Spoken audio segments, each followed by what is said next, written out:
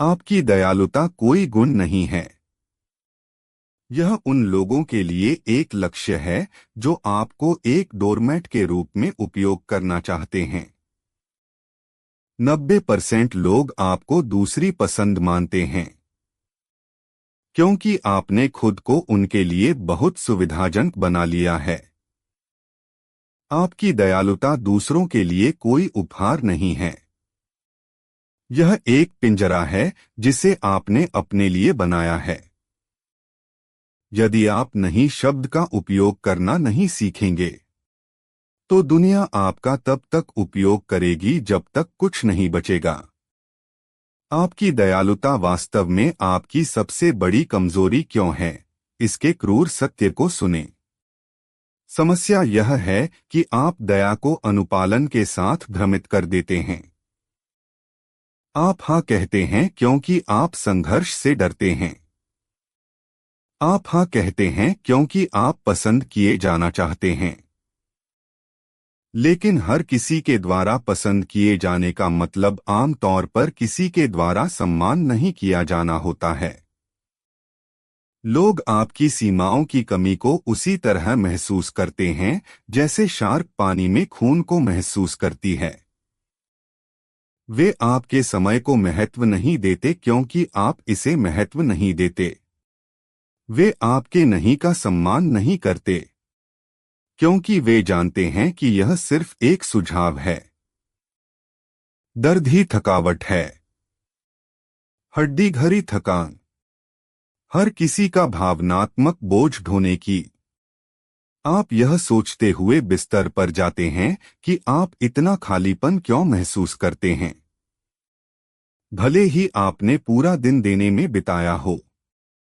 आप भरोसेमंद हैं, लेकिन जब आपको किसी पर भरोसा करने की जरूरत होती है तो कमरा खाली हो जाता है।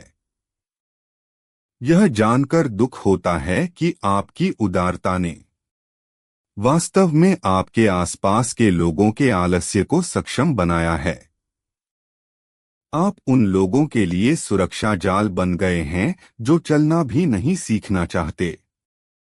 निर्णायक मोड़ तब आता है जब आपको एहसास होता है कि आपकी अच्छाई असल में बेईमानी का एक रूप है।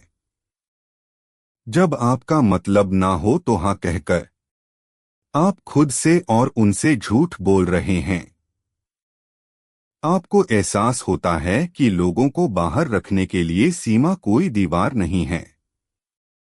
यह आपकी शांति बनाए रखने का एक द्वार है। आप डोरमैट बनना बंद करने का निर्णय लेते हैं और दरवाजा बनना शुरू करते हैं। आप छोटी शुरुआत करें। आप बिना कोई लंबा स्पष्टीकरण दिए कहते हैं, मैं आज ऐसा नहीं कर सकता। पहला कदम है बेचैनी। आपको उन लोगों से सहमत होना होगा जो आपसे निराश हैं।